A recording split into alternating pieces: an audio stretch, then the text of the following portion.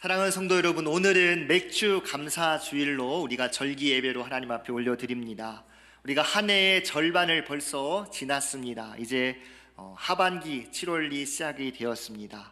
우리가 한 해를 돌아보면서 하나님 앞에 감사의 예배를 오늘 올려드릴 것입니다. 근데 여러분 생각해 보시면은 맥주 감사절이라고 하는 이 절기에 대해서 한 주 동안 잊고 있다가 오늘 딱 예배에 참석하시면서 주보를 펼쳐보시거나 아니면 감사헌금 봉투를 보시거나 방송을 통하여 그 영상 광고를 통하여 오늘이 맥주 감사일이었네 이렇게 생각하시는 분이 혹 있을지도 모르겠습니다. 그래서 이 감사절이란 절기가 찾아오면 어떠한 사람들은 그 마음 가운데 기쁨보다는 좀 부담감, 의무감 이런 것들이 좀 더 크신 분들도 분명히 있으리라 생각합니다. 감사해야 되는데 또 헌금도 좀 해야 되는데 내 형편이 그렇게 넉넉하지 못한데 이런저런 생각과 이유로 그 마음에 부담감이 계시는 분들을 분명히 있으리라 생각합니다. 충분히 이해합니다. 왜냐하면 이 감사절이라는 절기가 우리 안에 복된 날, 정말 주님께서 허락하시는 놀라운 감사의 절기다, 이러한 신앙의 고백이 없이는 이 감사절 절기가 단순히 헌금을 좀 더 드리는 날로 생각하게 된다면 우리는 의무감과 부담감 때문에 이 예배를 주님 앞에 온전히 올려드리지 못할 것입니다. 교회는 절기를 지키게 되는데 우리가 봄, 여름, 가을, 겨울에 한 번씩의 절기, 꼭 지켜야 되는 절기들이 있습니다. 봄에는 예수님이 부활하신 날을 기념하여서 부활절 예배를 우리가 드립니다. 그리고 이 여름에 시작하는 7월의 첫째 주일을 우리는 맥주 감사 주일로 지켜서 하나님 앞에 올려드립니다. 그리고 우리가 11월 달이 되면은 이제 추수 감사 주일로 한 해 동안 베풀어 주신 주님의 은혜를 감사하면서 감사 예배를 드리게 됩니다. 그리고 12월 25일 우리가 잘 알고 있는 성탄절 예배를 드리게 됩니다. 이렇게 네 절기는 우리 기독교 개신교에 속한 모든 교회들이 꼭 지키는 절기 가운데 하나입니다. 그런데 이러한 절기를 하나님께서 왜 우리의 심령 가운데 우리 성도들에게 허락하셨는지를 잘 알지 못한다면은 이 절기 예배가 돌아올 때마다 우리의 마음 가운데 부담감이 느낄 수밖에 없죠. 헌금해야 되는 시간들로만 생각하니까요. 그렇게 생각하면 이 감사가 은혜가 아니라 우리 안에 어떠한 하나의 부담감 또는 짐처럼 느껴질 때가 있습니다. 그런데 제가 오늘 말씀을 준비하면서 성경을 읽다 보니까 우리 하나님께서 이 감사 절기, 이 절기에 대해서도 우리보다 더 큰 부담감과 짐으로 여기신다는 말씀을 제가 보게 되었습니다. 이사야 1장 14절 말씀을 우리 같이 한 목소리로 읽어봅니다. 시작. 내 마음이 너희의 월삭과 정한 절기를 싫어하나니 그것이 내게 무거운 짐이라 내가 지기에 곤비하였느니라. 아멘. 참 놀라운 말씀입니다. 여러분 이상하지 않습니까?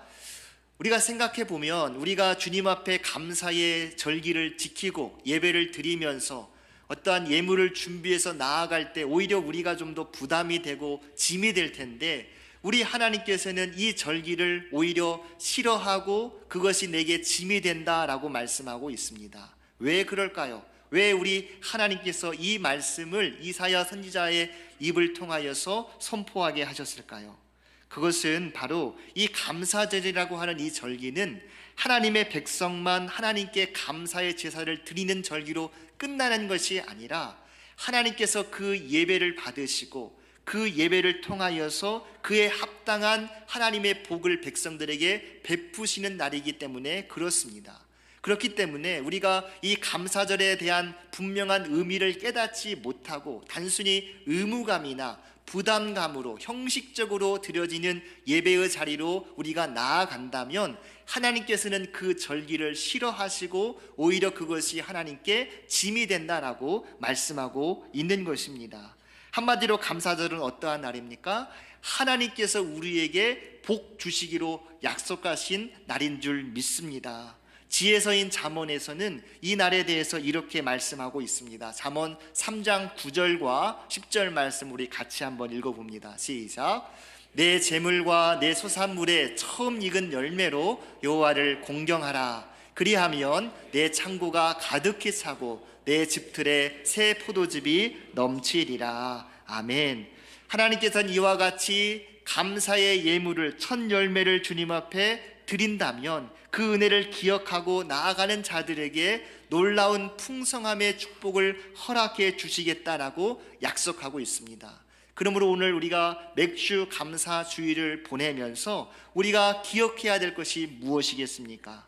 오늘 골로새서 3장 15절부터 17절의 말씀에서 보시면은 그 감사에 대해서 사도 바울이 3번이나 강조해서 말씀하고 있습니다. 15절 말씀 보시면 너희는 또한 감사하는 자가 되라. 16절에서도 감사하는 마음으로 하나님을 찬양하고 17절 그를 힘입어 하나님 아버지께 감사하라.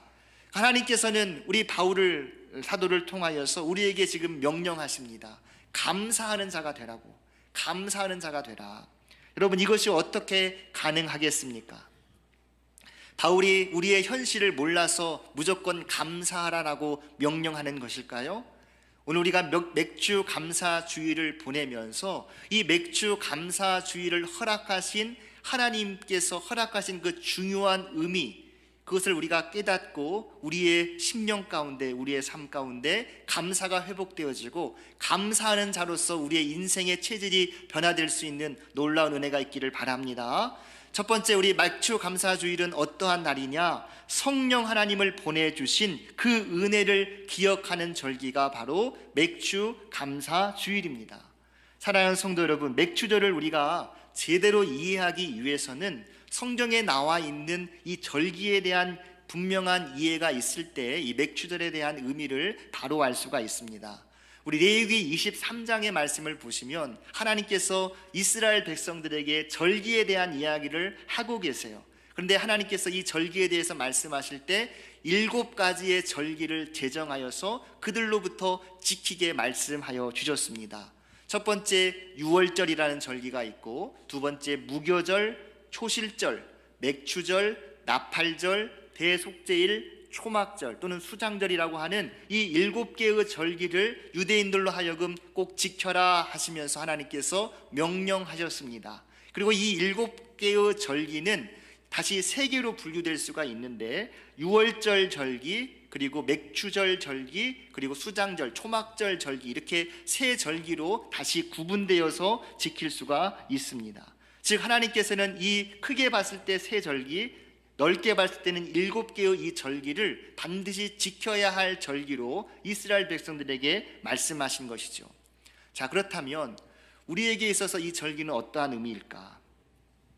하나님께서 제정하신 이 절기는 일반적으로 우리가 생각하는 기념하는 날과는 좀 다른 의미를 갖고 있습니다.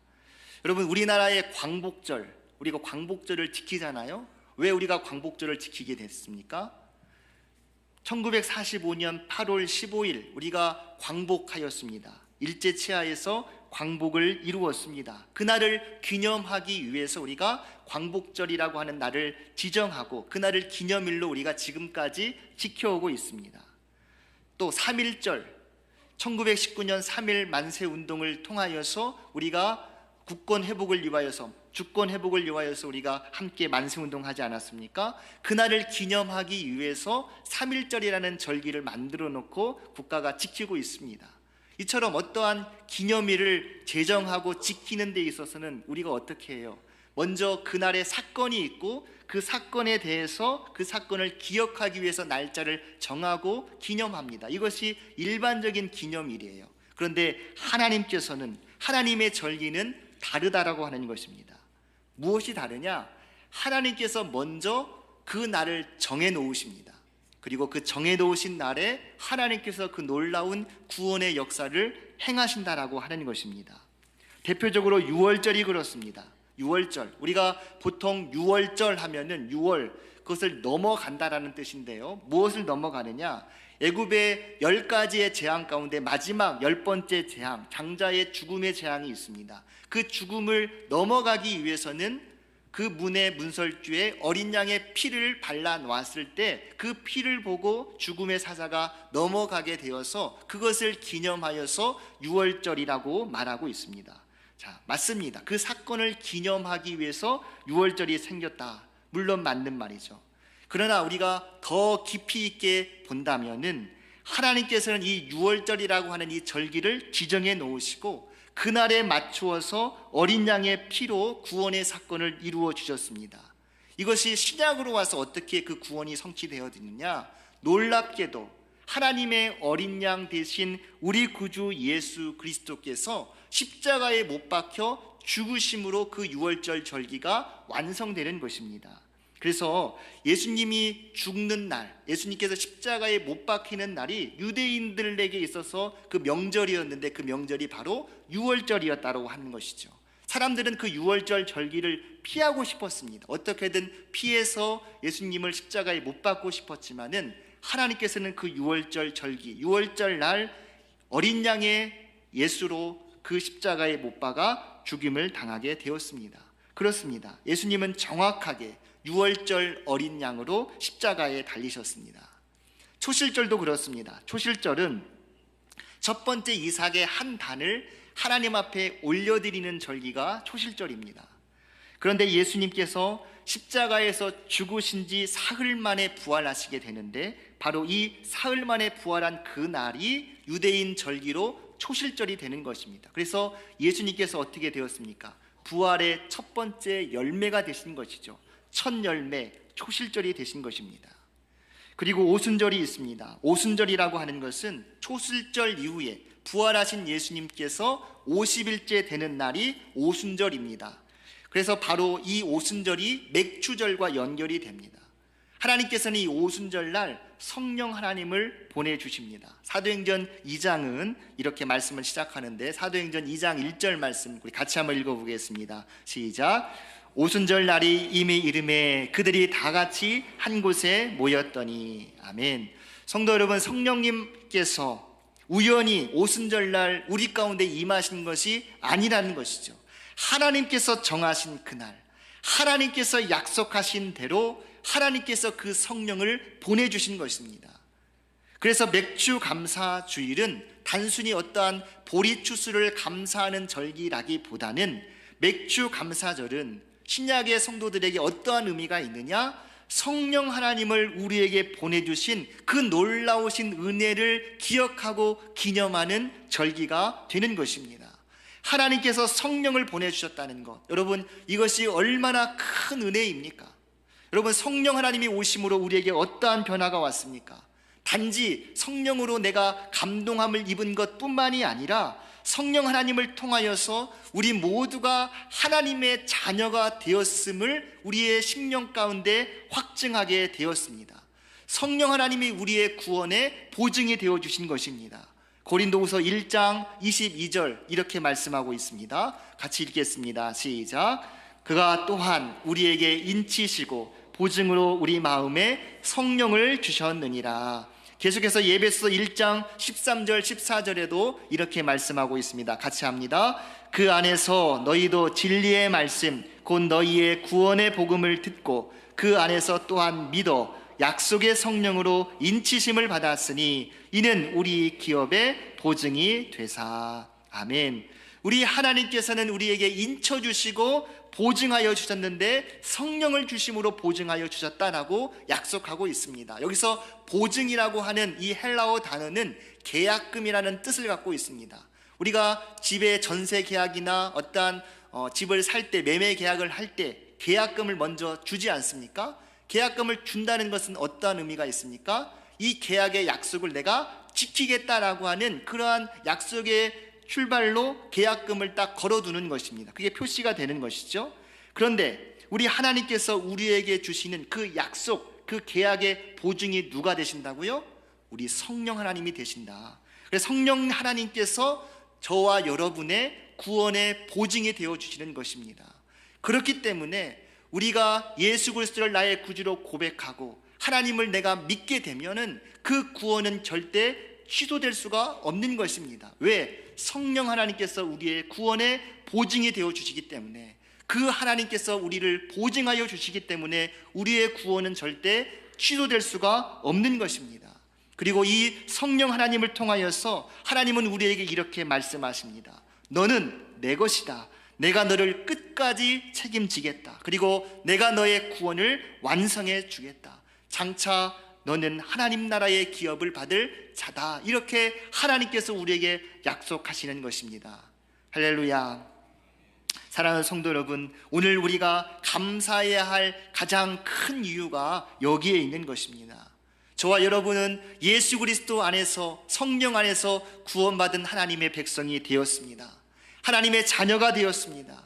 그러므로 우리 안에 성령 하나님께서 지금 계시는 것입니다. 그리고 그 성령 하나님께서 저와 여러분의 앞날을 지키시고 보호하시고 천국 가는 그날까지 함께 하실 줄 믿습니다.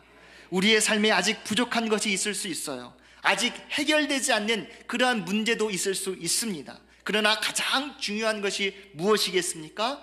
우리 구주 예수님을 우리가 영접하게 되었고 성령 하나님을 받게 되었고 하나님의 자녀가 되는 이 놀라운 은혜를 경험하게 되었다. 그 은혜를 우리가 기억하고 기념하는 날이 어떠한 날이다? 오늘 맥주 감사 주일이 되는 것입니다. 그럼 오늘 우리가 주님 앞에 이렇게 기도하길 원합니다. 주여, 성령께서 내 안에 충만히 역사하여 주시옵소서. 성령 하나님을 통하여서 내가 하나님의 자녀됨을 확신하게 하시고 그 기쁨과 그 감사로 나아가게 하여 주시옵소서. 성령님, 내 안에 감사와 찬송을 회복시켜 주시옵소서. 오늘 이 시간 우리가 성령 하나님께 주목하고 그 성령 하나님의 권능을 사모하고 성령의 충만함으로 감사하는 자가 될 수 있기를 주의 이름으로 축원드립니다. 두 번째, 맥주 감사 주일은 어떠한 날이냐? 믿음으로 첫 번째 열매를 드리는 절기입니다. 여러분, 맥주 감사 주일은 믿음이 없이는 절대 지킬 수 없는 절기입니다. 믿음으로 지키는 절기가 바로 맥주 감사 주일이라는 것이죠. 여러분, 첫 번째 맥주절, 이스라엘 백성들의 첫 번째 맥주절을 한번 상상해 보시기 바랍니다. 그들의 맥주절은 어떠했을까요? 이스라엘 백성들이 40년이라고 하는 긴 세월 동안 광야의 삶을 살게 됩니다. 광야에서 태어났던 출애굽 3세대들, 그러한 사람들은 곡식을 제대로 먹어본 경험이 없었을 것입니다. 그들의 주 양식은 하늘에서 내리는 만나였습니다. 그것으로 먹고 또 하늘에서 내리는 메추라기로 고기를 섭취하였습니다. 그리고 하나님께서 약속하신 대로 하나님의 약속의 땅 가나안 땅에 들어가게 되었어요. 이제 직접 자신의 손으로 땅을 갈고 씨를 뿌리고 경작하여서 드디어 첫 번째 열매, 첫 번째 수확을 얻게 되었습니다. 여러분, 그 감격이 얼마나 컸겠습니까? 아, 드디어 우리가 이 땅의 소산을 먹게 되는구나. 가나안 땅, 약속의 땅에서 하나님께서 약속하신 이 땅에서 첫 열매를 우리가 수확하게 되는 거나 얼마나 그들이 기뻤겠습니까? 그런데 하나님께서 그들에게 이렇게 말씀하셨습니다. 레위기 23장 10절 말씀 우리 같이 한번 읽어보겠습니다. 시작. 너희는 내가 너희에게 주는 땅에 들어가서 너희의 곡물을 거둘 때에 너희의 곡물의 첫 이삭 한 단을 제사장에게로 가져갈 것이요. 첫 번째 곡물을 그냥 우리가 먹는 것이 아니라 그것을 제사장에게 가져가라 라고 말씀하고 있습니다. 이어지는 14절에서는 이렇게 말씀합니다. 우리 14절 말씀도 같이 한번 읽어봅니다. 시작. 너희는 너희 하나님께 예물을 가져오는 그날까지 떡이든지 볶은 곡식이든지 생 이삭이든지 먹지 말지니 이는 너희가 거주하는 각처에서 대대로 지킬 영원한 규례니라. 아멘. 여러분, 무슨 뜻입니까? 첫 번째 것을 하나님께 드리라고 하는 하나님의 명령입니다. 여러분, 왜 그렇습니까? 하나님께서 욕심쟁이여서 이스라엘의 백성들의 것을 뺏기 위해서 그랬을까요? 그렇지 않습니다. 하나님께서는 처음부터 감사하는 믿음을 그 가나안 땅에서 가르치기를 원하셨습니다. 모든 것을 다 누린 다음에 드리는 감사가 아니라, 모든 풍성한 것을 다 수확하고 남은 것을 드리는 감사가 아니라 첫 번째 첫 수확, 첫 열매를 가지고 하나님께서 지금까지 돌보셨다는 그 확신과 믿음으로 드려라. 이것이야말로 하나님 중심적 삶의 태도이다라는 것을 이 절기를 통하여서 가르치신 것입니다. 여러분, 우리는 자꾸 이런 생각을 하죠. 형편이 좋아지면 더 감사하겠습니다. 문제가 해결되면 감사하겠습니다. 좀 더 넉넉해지면 감사하겠습니다. 그러나 믿음의 사람은 이렇게 말합니다. 하나님, 아직 제가 넉넉하지 않지만 감사합니다. 아직 제 앞날이 다 보이지 않지만 하나님을 신뢰합니다. 여기까지 인도하신 분도 하나님이시고 앞으로 인도하실 분도 하나님이심을 내가 믿습니다.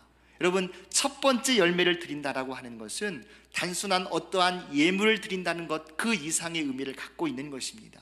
그것은 우리의 믿음의 고백이고 신앙의 고백이 되는 것입니다.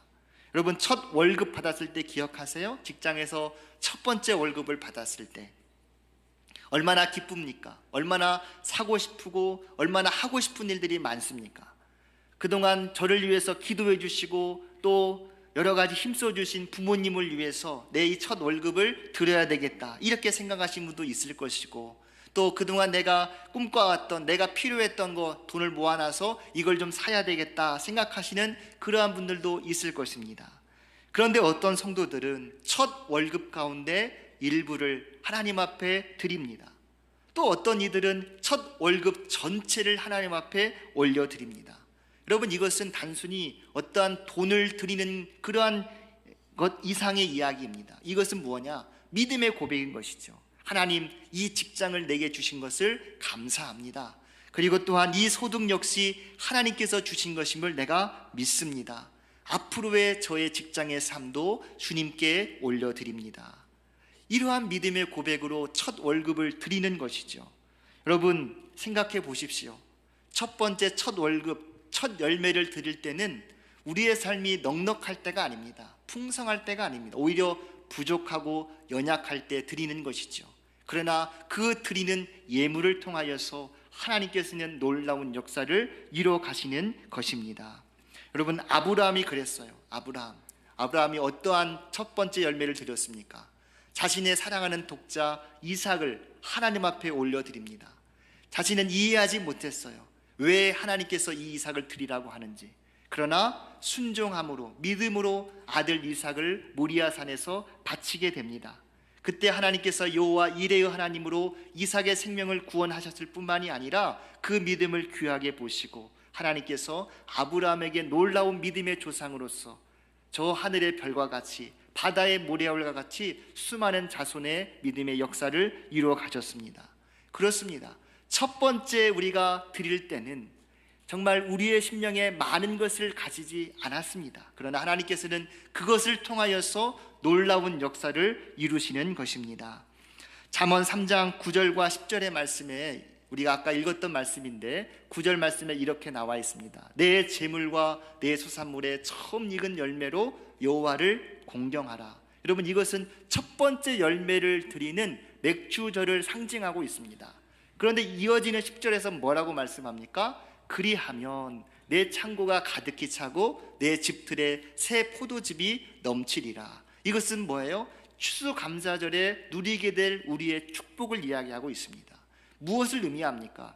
맥주절에 믿음으로 하나님 앞에 심게 되면 추수감사절에 우리가 생각하는 그 이상으로 풍성한 축복을 주님께서 허락해 주시겠다라고 하는 놀라운 약속인 것입니다.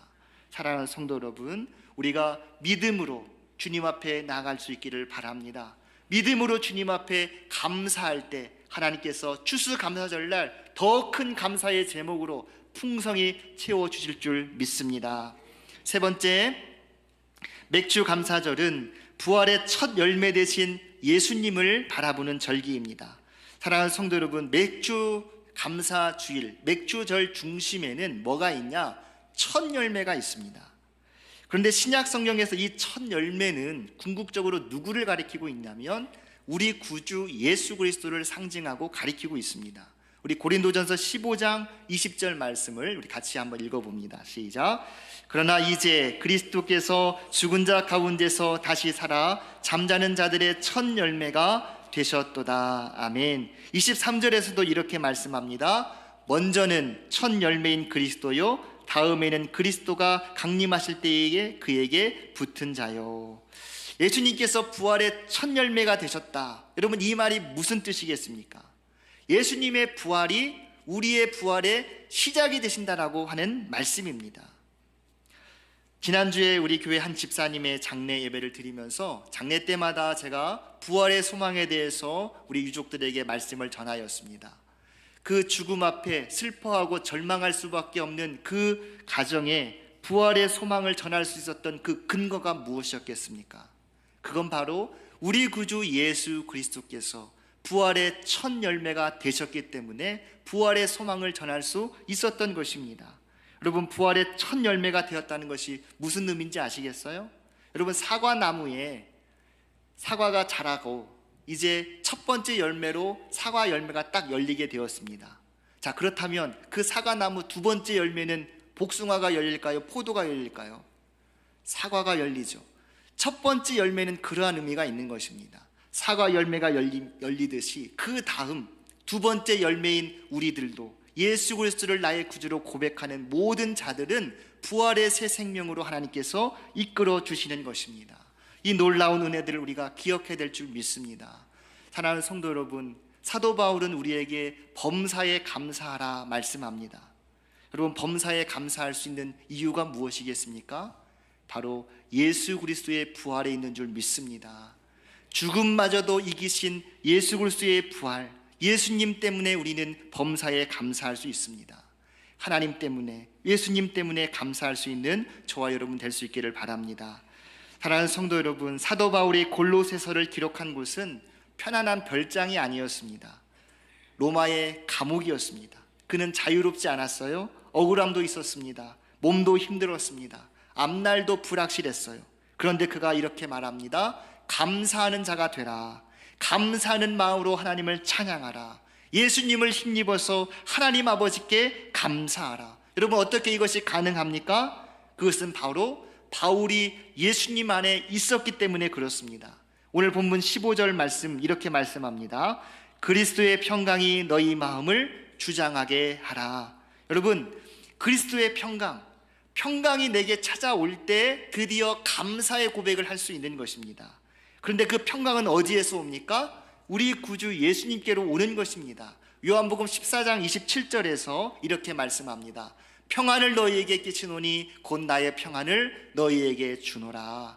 평안을 하나님, 우리 주님께서 주시는 것입니다. 이 평안은 세상이 주는 평안과는 다릅니다. 세상의 평안은 어떠한 조건이 충족될 때 얻어지는 평안이라면, 예수님의 평안은 문제가 다 사라지는 평안이 아니라 폭풍 속에서도 예수님이 함께 하심에 내 안에 누리게 되는 평안인 줄 믿습니다.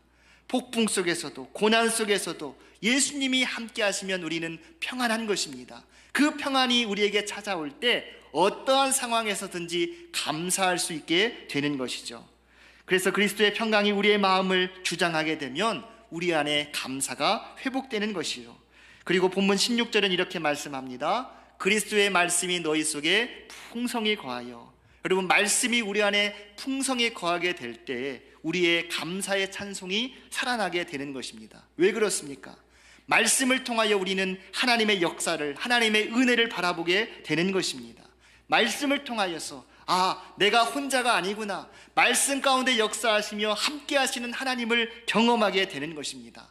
하나님께서 여기까지 인도하셨구나, 하나님께서 나를 버리지 아니하시는구나, 하나님도 지금 내 안에서 일하고 계시는구나. 어떻게 알 수 있습니까? 말씀을 통하여서 우리에게 말씀하여 주시고 역사하실 때 우리는 그 말씀의 풍성함 속에서 하나님을 찬송하게 되고 감사하게 되는 것입니다. 우리가 말씀의 풍성함을 누릴 수 있기를 소망합니다. 마지막 17절 이렇게 말씀합니다. 또 무엇을 하든지 말에나 일에나 다 주 예수의 이름으로 하고 그를 힘입어 하나님 아버지께 감사하라. 여러분, 감사라고 하는 것은 내 힘과 내 뜻과 내 의지로만 할 수 있는 것이 결코 아닙니다. 오늘 말씀에서 뭐라고 이야기합니까? 그를 힘입어, 예수님을 힘입을 때 우리가 비로소 하나님 아버지께 감사할 수 있는 것입니다. 우리 예수님 어떠한 분이십니까? 우리의 인생 가운데 놀라운 일들을 행하셔서 감사할 이유를 주시기도 하시지만, 우리 예수님께서는 우리 예수님으로 말미암아 우리에게 감사할 수 있는 힘도 주시는 분이 우리 예수님이신 줄 믿으시길 바랍니다. 이제 말씀을 정리합니다. 사랑하는 성도 여러분, 오늘 맥주 감사주일 우리 하나님께서 여러분에게 이렇게 말씀합니다. 감사하는 자가 되라. 왜? 이 감사의 진정한 믿음의 고백이 있을 때 하나님께서는 더 놀라운 축복을 우리에게 약속하셨기 때문입니다. 또한 하나님께서는 우리에게 성령을 보내주셨고 부활의 첫 열매 되신 예수님을 통하여 우리를 구원하여 주셨습니다. 이 사실을 믿고 확신하며 범사에 감사할 수 있는 저와 여러분이 될 수 있기를 소망합니다. 여러분, 맥주 감사주일 단지 상반기만을 결산하는 날이 아니라 매일매일 우리 예수 그리스도 성령 하나님 믿음으로 첫 열매를 기억하며 하나님 앞에 나아갈 수 있는 저와 여러분 될 수 있기를 간절히 원합니다. 이제 앞에 있는 화면의 글씨를 우리가 함께 읽고 말씀을 마치도록 하겠습니다. 같이 읽겠습니다. 시작. 우리가 신뢰하고 따르고 섬기고 예배하는 여호와 하나님은 우리에게 세상이 알 수도 없는, 빼앗아 갈 수도 없는 기쁨과 평안을 선물하십니다. 서연의 믿음의 가족 여러분, 올해의 상반기를 믿음으로 결산합시다. 올해의 하반기에 기쁨의 주 여호와 하나님 우리 아버지께서 예비하신 선물을 기대합시다. 소망 가운데 열어갑시다. 할렐루야.